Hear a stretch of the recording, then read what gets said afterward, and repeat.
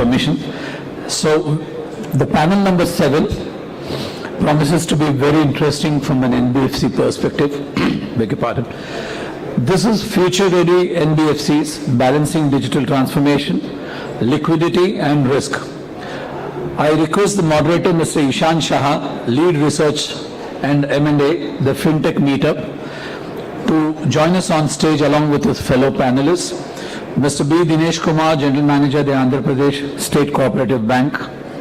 Mr. Deepal Singh, CRO, Aditya Birla Capital. Mr. Deepak Goswami, ED and CFO, Neo Growth. And Mr. P. Mathai, CEO, Muthoot MCredit. So, delegates, you've seen the illustrious credentials of the representatives on stage. I invite all these personalities on stage and to deliberate with you over the next 3 quarters of the year. Thank you, and Ishan, all over to you, please.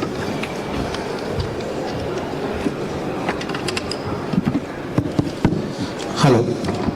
Good. Thank you so much, the organizing team, and thank you so much, my fellow panelists. We were just having a good chat over there. Much of it was informal. We can't share more of it on the dais. But we'll quickly move on to the topic, right?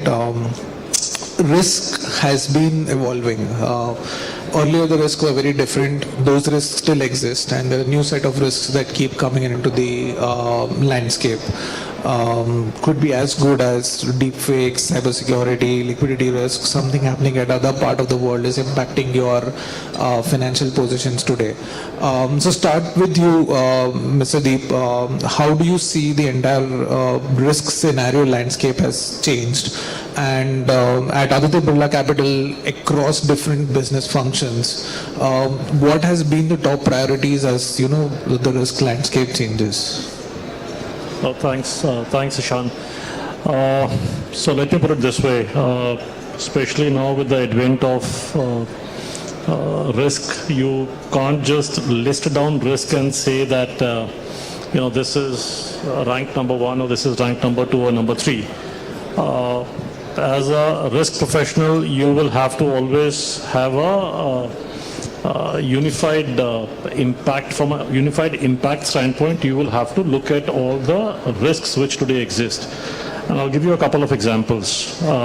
Just look at the cyber security, cyber and the infosec risk. Look at the risk which is because of AI and the advent of AI. Look at the liquidity risk, look at the ALM risk that exists. Then you have the traditional credit risk, operational risks, all of them. Whenever I look at risk and I see how they all converge together, and then what I have to communicate to all the stakeholders, it can be internal, external, the board.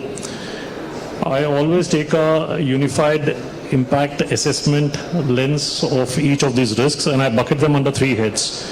The first, obviously, which is the more existential or the franchise level risk.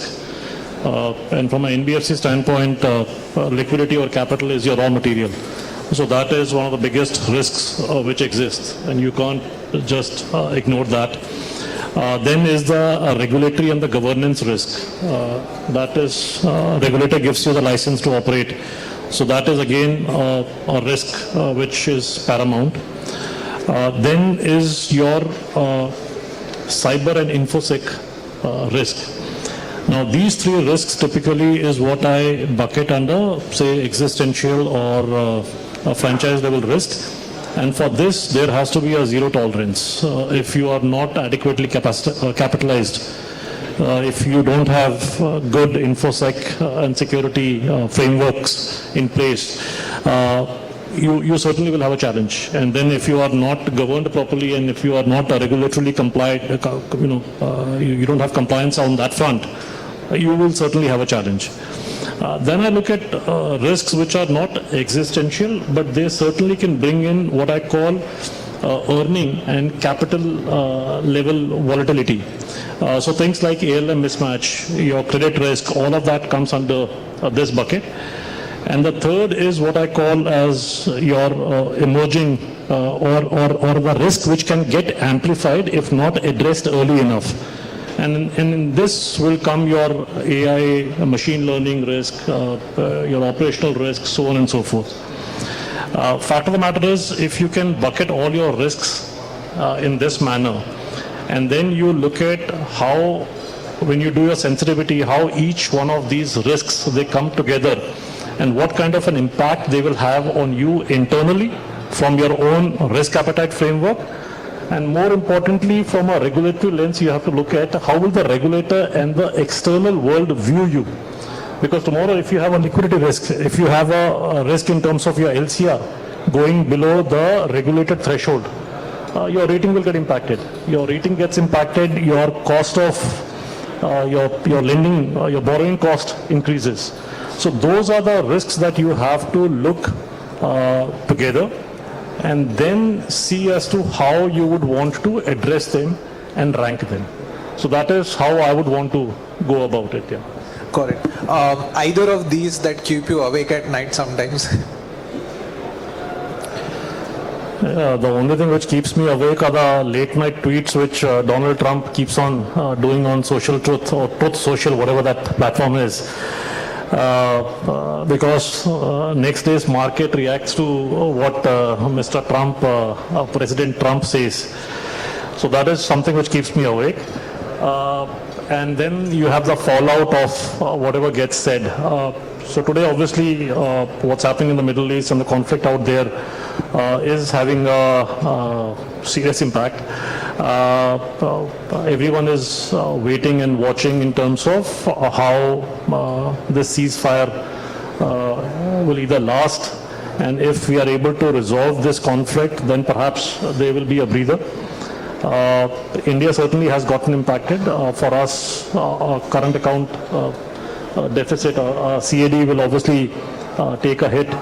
But I'm hopeful that if we are able to, or if this gets resolved on its own and resolved quickly, the impact would be limited and not as far-reaching as it would be if this would have continued for another couple of months. Then the impact would have been quite visible and quite serious. But otherwise, I think all the NBFCs today are in a fairly decent spot. Got it. Thank you so much. Mr. Matai, sir, you operate in a space where so far you've been doing secured lending, and 90% of your book is almost secured in terms of gold loan, and you've also started MFI in the past few months. We've all seen how the MFI space has also gone under stress. And how do you go about balancing that, ensuring that risks are also maintained, and you also go on the agenda of financial inclusion and commercial viability? Yeah, it is a good question. Thank you very much for inviting me for this discussion. Now, the question which you asked is that how you are mitigating the risk when going to the microfinance. Now, microfinance, actually it is a good way of financing, and it is also easy to finance, but the risk is getting the money back. That is the most important thing. But if you are making the dispersal more prudent, then the risk of getting the money back is easy. In the case of microfinance, how identification of the client is most important. If you are identifying the proper client, then there is no reason for failure. It is not happening in the industry. Now, when I was working in a bank earlier, when I was the manager, there was a scheme called IRDP, Integrated Rural Development Program. That was become a failure because there was pressure on the managers, and they were giving without looking at the people to whom they are financing. They are simply giving to achieve their target. That should not be the case. In the present scenario, because of the IT or the financial fintech companies, or because of the support of the the fintech, you can identify the customer, and also you can assess whether in a particular area, whether it is that much of finance can be done. It is overcrowded. In our case, what we are doing, we will identify an area and how much we can give to altogether, we will assess, and we will fix a target for the branches, and beyond that we will not give. So when we are assessing in such a way, with the help of the fintech, what we have done, we are limiting our finance to the limited number, limited amount to the area.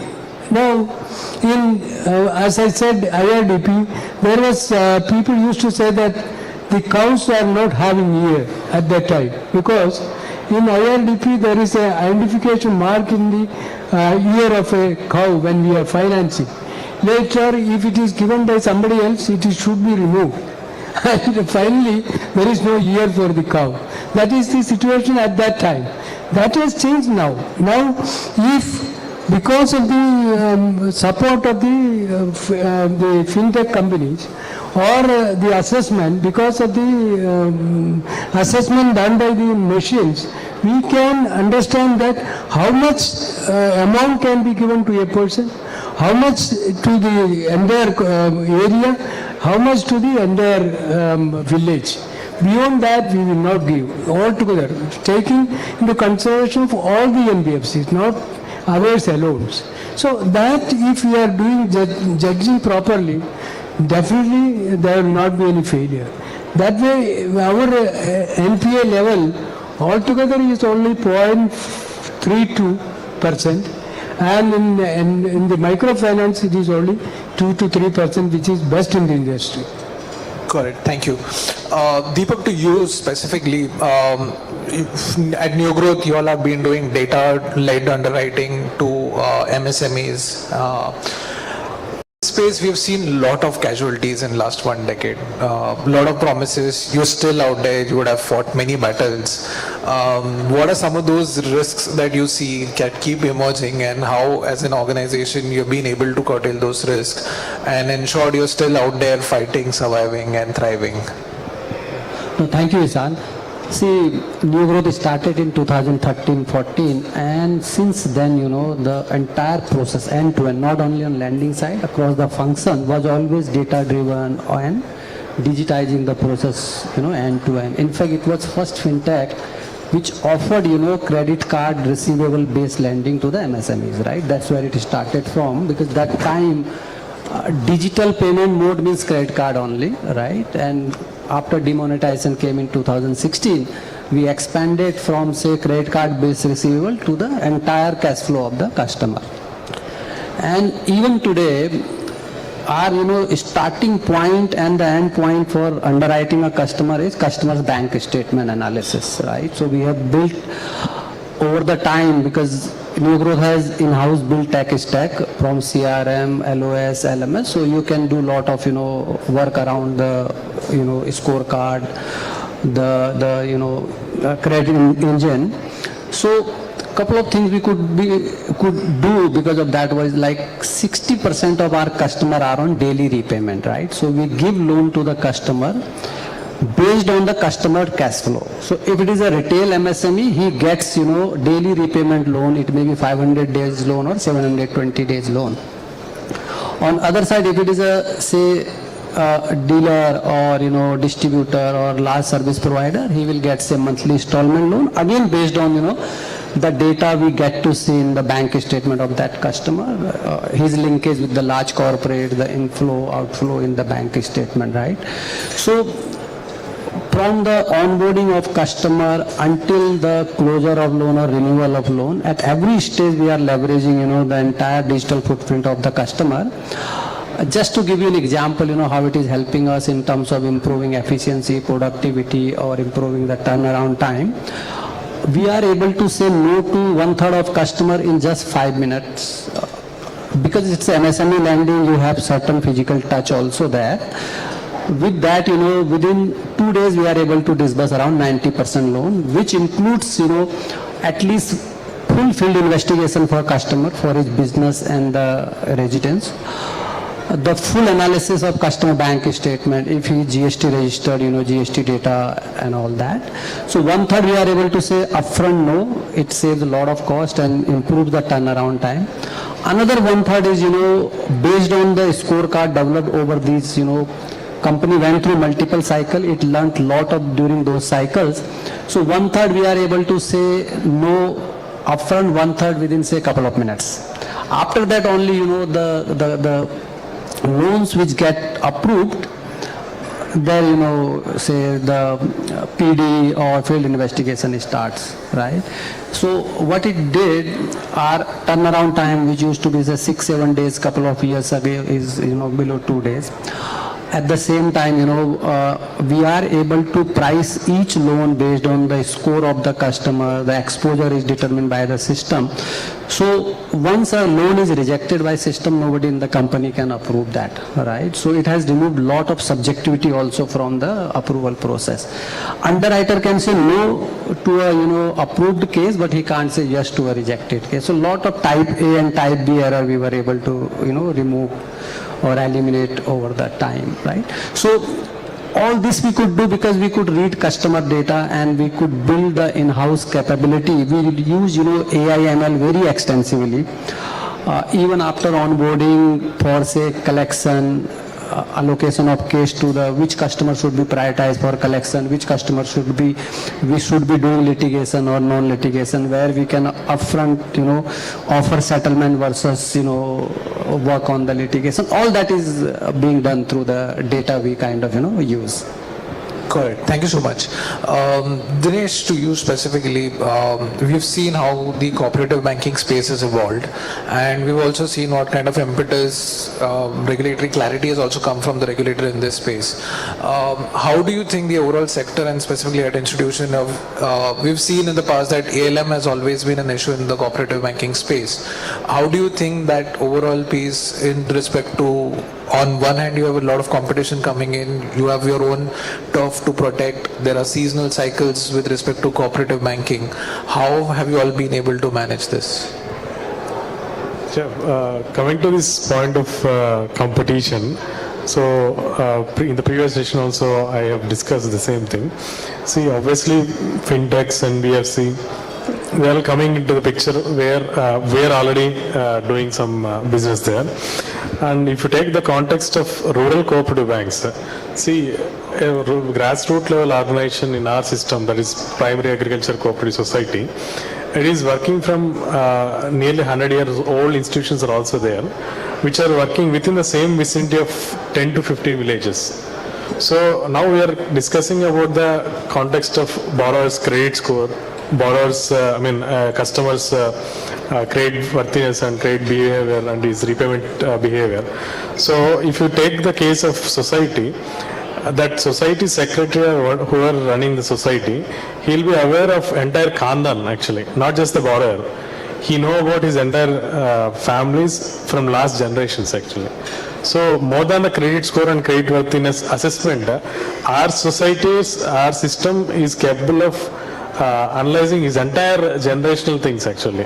So that context and requirement of a customer is being better understood by our cooperatives actually. So of course this technology, advent of technology and different kinds of products from NBFCs, it is we're feeling the heat of that competition. However, we're overcoming that with the local connect with our members. Basically, we are a member-driven institution. So we are doing our business for our members actually. So we are using this technology to converge all these data points and formulate perfect product for him. If required, every member will be having a separate product actually. It's not a single product being catered to all customers. Every member will be given a different product and given the autonomy at our 3-tier structure, different levels, decision will be made then and there itself. So obviously what we feel is taking partnership with fintechs and NBFCs, we can explore different kind of business, financial business in the rural areas actually. So we are not just after the speed given by the fintech and not just the volume given by the NBFCs. We are actually understanding the context and situation of our borrower, which will bring actually the sustainability for our finance. Now if you see with these digital lending apps and there is a stress being accumulated at the consumer level, and even the NPAs are rising at NBFCs. So this can be addressed if they partner with rural cooperative banks. So this is how we see the competition that is being arised from NBFCs and fintechs. Coming to the ALM model, see, as I mentioned, our cooperatives work in a federation structure. It is like society, there is a district level organization, there is a state level organization. So it is not just a bank level, balance sheet level ALM. It is a holistic ecosystem level ALM, and the technology is obviously supporting us because earlier we used to predict the requirements, outflow and inflow. Now that is being done on real-time basis. So we have computerized our grassroots level organizations also. Now we have clear visibility. What is coming in and what is going out at what periodicity. So with this thing, we are building an ecosystem level ALM across the 3 tiers, and ultimately we at state level and there is a district level DCCB. So we are there to balance. For example, if you take one particular area in a state, there might be some flood or there might be some drought kind of situation. They will not be getting some inflow recoveries. So we are there at state level. We can balance the funds, excess funds in some area, maybe excess funds in more urbanized areas. Maybe we will collect deposits and we will deploy somewhere. So we are acting as a balancing reservoir for all the entire system actually. So obviously we are doing our role and technology is supporting in this journey actually. Got it. Thank you so much. Coming to you, Deep, you would have fintechs who come and say that we've built AI models that can help you underwrite better, can give you scorecards, can help you manage risk. And you have your internal teams also that come up with certain AI ideas, right? Could be around anything, could be around origination, collections, or either of your functions. As a chief risk officer, what guardrails you think are important when it comes to using AI within specific set of functions? I'm sure most people are still on that wait and watch mode. Most people have not gone full-fledged in terms of AI deployment, but everyone has been saying that you have to be cautious in financial services business. No, thanks, Sushan. And that risk is real. So the risk of, so earlier we used to call it the model risk management framework, the MRM. And RBI had, or the regulators had very clear guidelines in terms of what kind of model risk management framework that each organization, especially all the regulated entities, should run with. Now, as with the advent of AI, we have had to enhance the MRM framework. Even the regulators now have recognized this as a risk which is real and which is here, which is present. So you have the RBI's free AI framework which got rolled out, and this entire framework is structured around 7 sutras in terms of the kind of risk which AI brings onto the table. Also, some of the basic tenets of using any model, and you can use various scorecards and models right from origination to monitoring, to EWS, to collections, to any other analytics that you perform on your portfolio. We had models for that. Today, then you had machine learning which got built into it, and the machine would keep on learning with more and more data sets. Now you have Gen AI, which actually not just learns, but is also able to put a context around it and give you solutions and recommendations. So what we have done is, while we have not yet completely migrated, I don't think so any company, any lending company right now in India has migrated onto giving that empowerment to AI to even decision especially on the lending side. But we are using a fair bit of Gen I specifically for collection, various collection scenarios. We are using it for monitoring, but not for origination, because that comes with its own set of risk. If there is a drift, and the drifts can be of various kinds, those will have to be monitored, and the guardrails need to be put around that. Towards that end, at least from Aditya Birla Capital standpoint, we have come up with a AI risk management framework. So there is a governance framework that we have put around any usage of AI within the company. We have chalked out various scenarios in which you would require, say, minimal governance, to certain scenarios where you would require extensive amount of governance with a board approval to boot. And those are, if we have AI being used in those scenarios, then obviously we have to also bring that into various forums in terms of giving visibility. And also you have to apply a regulatory lens to it, because any model that you use, it has to be fair and transparent as far as the customer goes. There has to be a certain amount of accountability and predictability from a management standpoint. And more importantly, from a regulatory standpoint, there has to be explainability. So you should be able to explain and demonstrate as to why the model has given the kind of customer output that it has given. If you are able to pass muster through all these three lenses, then I believe that you will have a good framework. So typically today we have worked on that, we have put that in place, and I think every company is on this journey. Some are slightly ahead, some are slightly behind the curve, but it's a matter of time. Got it. Interesting. Mr. Madai, earlier when we were chatting, you shared your journey on how you've come from BBB to A and soon to AAA, right? You also have ambitious target of reaching 10,000 crore as a book also. Gold lending also comes with its own risk, the kind of price fluctuation we have seen in the last 6 to 8 months. How do you plan to kind of manage those certain risks that existingly come? We've also seen reports around how regulator had been cautious with respect to the kind of gold lending was being done. So in your journey from 6,000 to 10,000, what kind of risk management strategies you going to put in place?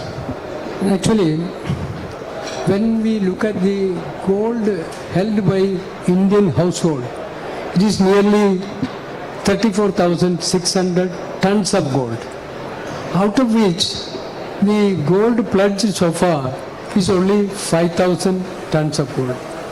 Where is the remaining gold? It can be brought to the market by taking certain steps. That now, as you said, we have to consider the risk involved. At the same time, we have to grow also. The risk involved is that we should get the good gold, and the NBFC as a whole, we should get the business from the market. At the same time, the gold which is held by the household, how we can brought to the companies or to the financing companies. Now, if you take a car loan, you can use the car. If you take a housing loan, you can use the house.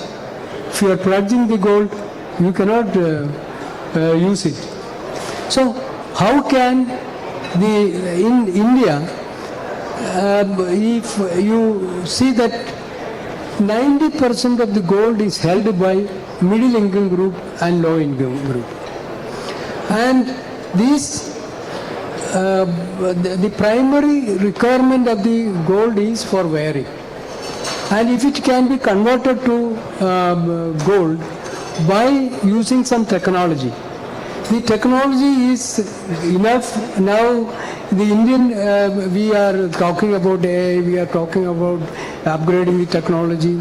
If the technology and jointly with the government agencies and with the fintech companies come to a conclusion that the gold can be numbered. UCIC number can be given, or the individual's number can be connected with the gold which is held by a person. then definitely by using that it can be pledged. That is how we are, if that is happened, there will be definitely there will be a striking difference in the Indian market, and NBFCs will contribute mainly towards, because the value of the gold held by the Indian household is equivalent to 3.71 trillion US dollar, which is equal to our GDP. So if that can be brought to the market and it can be used for financing, there will be definitely a lot of change in the market, and it can bring lot of support for the ordinary people. Our father of nation said, to India become strong, the village becomes strong. And this gold is held by the villagers, ordinary people. So if it can be used by their primary requirement, and if it can be pledged and not pledged, it can be a source for raising fund, then it will be there, it will bring sea of change in the Indian economy. And the risk, how we can, how we are reducing our risk, we are focusing on low ticket loans. Our average ticket size is 60,000 to 70,000. Even if some risk comes, we can identify it immediately. And the gold, if one type of gold is coming out for pledge, the same type will be appearing in different locations. So if we are in a position to block it in the initial stage itself, we can definitely reduce our risk. Got it. Thank you. That's an interesting insight. Over to you, Deepak.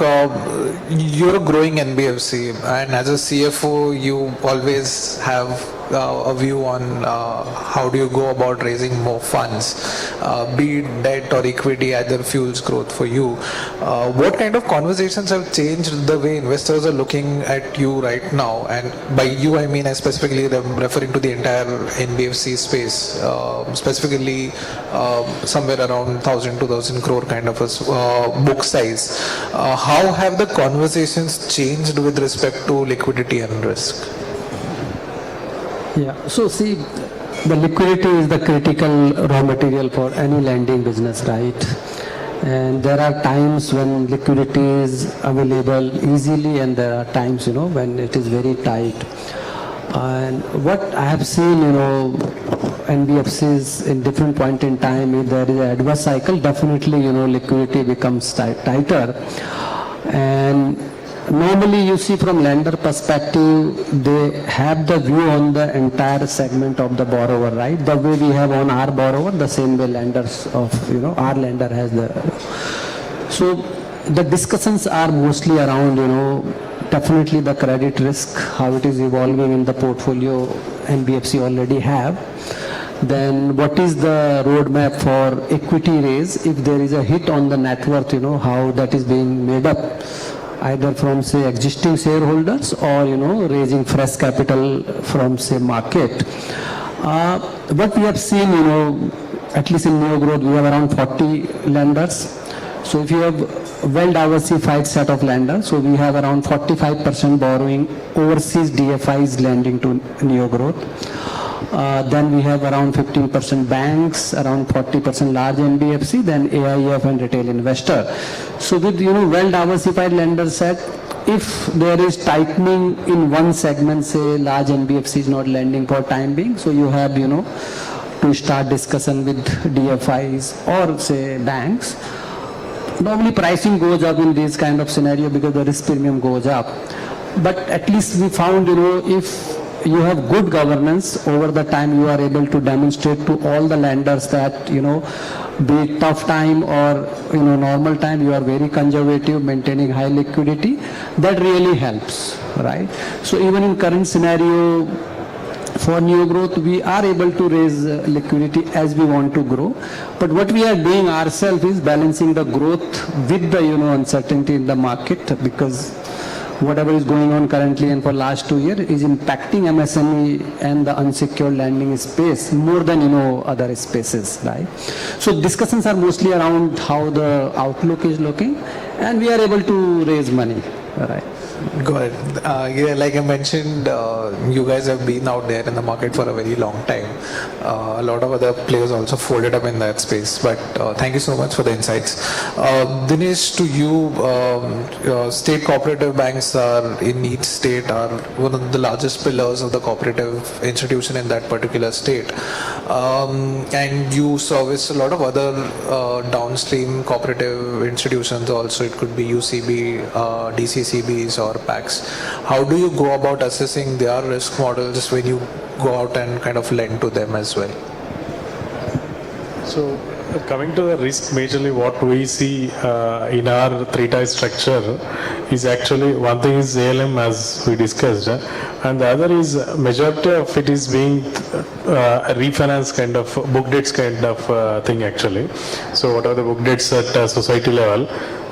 Village level, we are refinancing that, and obviously in addition to that, actually majority of this is being routed to agriculture, where inflows will be seasonal actually and dependent on multiple factors. So this we see we are addressing these kind of situations by by diversifying our credit portfolios. And at the state level, we are trying to do institutional finance, where we are trying to involve ourselves in value chain financing, and even maybe we are exploring the scope of embedded finance also.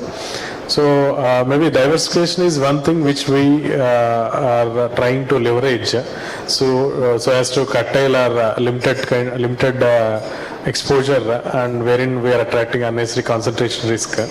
And coming to this recent guidelines, revised guidelines from RBI, RBI is also pushing us to diversify our loan portfolio with respect to housing loans, and of course again into the priority sector lending itself, but the portfolio will be shifted towards away from the agriculture, so which will where we can leverage this risk aspects. So and again this technology is supporting us in monitoring the field level things actually. So nearly 60 to 70% of our balance sheet is on book dates, wherein monitoring of our client's client is required.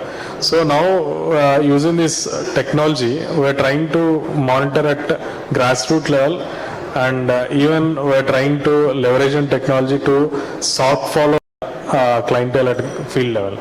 So we are approaching different ways using the technology. We see obviously we are used to this, and we are in the system.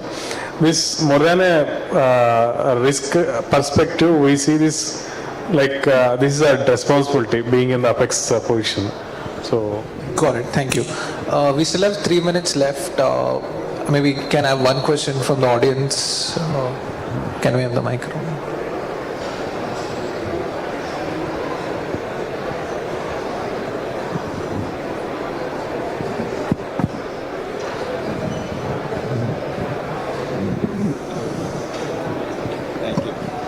Hi, good afternoon. My name is Gautam Goradia. I'm founder and CEO of ComServe, which is the world's only platform to audit video surveillance footage. On this panel, I can already see Mr. Mathai, Mr. Singh, and Mr. Dinesh, that video surveillance, that is CCTV cameras, play a very important part of your overall risk mitigation and governance equipment. Are you using it optimally? In the sense, if you had, AI is on one side, but if you had a system which actually allowed you to go through that footage as easily as you go through the photos on your phone, what is your view on now looking at this new angle of auditing CCTV footage as a standard operating procedure, as opposed to waiting to look at footage when something goes wrong? People don't look at footage because it's very difficult. Now that problem has been solved, and Government of India has actually now recognized this as a new skill. CCTV video footage auditor has been officially recognized as a new skill. So I think there is a lot of scope in looking at this angle for risk mitigation and governance. In our case, we have connected all the branches with our headquarters, and we are monitoring on a regular basis. And we have the data stored for 28 days, and if something happens within that period, we can definitely find out also. So as a matter of fact, we have a large branch network across the country. So we have something similar to what Mr. Mithai just said. But there is a particular line of business where we would want real-time surveillance and real-time monitoring and subsequent actioning thereon. Towards that end, we are running with the RFP right now, and some of my team members right now are in Pune and Delhi. They are meeting up with prospective partners who can actually provide us the solution, and also look at centralizing the monitoring out here in Mumbai, so that you have a central surveillance cell which sits in Mumbai and can monitor all the branches real time. So if there is anything which is untoward or which needs to be addressed, we can do it as real time as possible. And as mentioned by Deep sir, see, we are also having an e-surveillance system. But as you mentioned, this audit of CCTV, obviously it will be a great proposal, and that is a good innovation actually. See, even we are facing regular issues with respect to even the regulator has given a guideline to monitor the gold appraisal with a different kind of camera. So obviously it will be handy in exploring new business opportunities with respect to gold loaning and everything. And see, there is a very big difference between monitoring and auditing. Very big difference. Correct. And centralized surveillance comes with its own challenges of bandwidth. Video is very heavy in nature, so cannot travel. Plus, most importantly, situational awareness is always best at every branch. Only the branch will know what is happening at the branch level. So you have to make this into a culture of seeing what the camera saw. This must become a culture. Just 1 second, This morning, there is a piece of news, nothing to do with this. There's been a terror threat in Delhi. Recce's were carried out at various temples. That is also being watched by cameras. Why wait for something to go wrong? It must be a continuous process. Sorry, I took a little while, but I thought it's a very important point to share. For national safety and security, there is something, if everybody audits, we'll have a safer nation. I got it. Thank you. Thank you so much. And I think we are almost on the time up. Thank you so much, gentlemen. It was a pleasure talking to you and hearing such great insights. Really appreciate your time. Thank you. Thank you, Ishan, and thank you to all the panelists. Thank you all as well. Thank you. Thank you, wonderful panelists. Last session, we could have certainly given you more audiences and footfalls, but nevertheless made an equally good impact, just like the other sessions. Thank you so much, personalities on stage. May I request Mr. Pradeep Rao, DGM Karnataka Bank, to come on stage, please. I request Mr. Pradeep Rao to hand over mementos to all our personalities on stage, please. Yeah.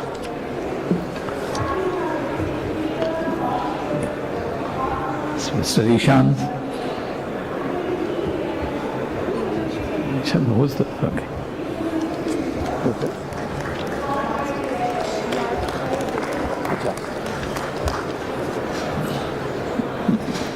Mr. Deepal Singh, thank you very much, sir.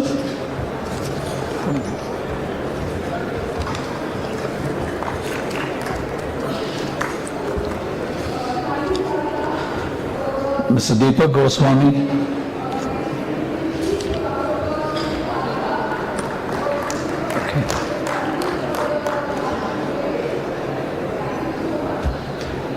Mathai sir.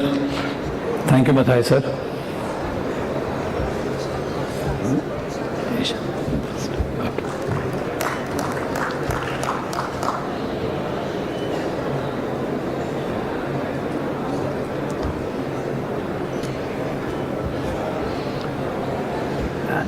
Mr. Ishanth. Thank you, Ishanth, for leading the panel in such a wonderful manner. Thank you. Can we have a photo session, please? Yeah.